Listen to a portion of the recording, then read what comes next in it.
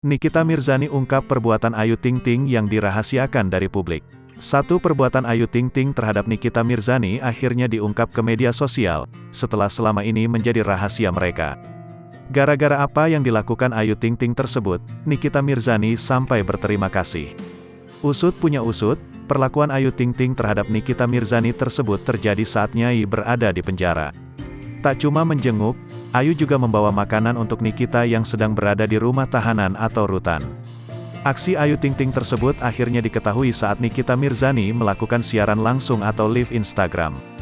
Diketahui, Nikita kini sudah menghirup udara bebas selepas dirinya ditahan selama 2 bulan 2 minggu, buntut kasus IT kepada Dito Mahendra. Banyak dari kerabat sang artis yang menjenguk, salah satunya yaitu pelantun lagu Alamat Palsu itu. Terima kasih Ayu Ting Ting sempat besukin aku di rutan. Bu Ayu Ting Ting terima kasih, udah dateng, ujar Nikita Mirzani seperti dikutip pada laman Instagram, Minggu, tanggal 8 Januari tahun 2023.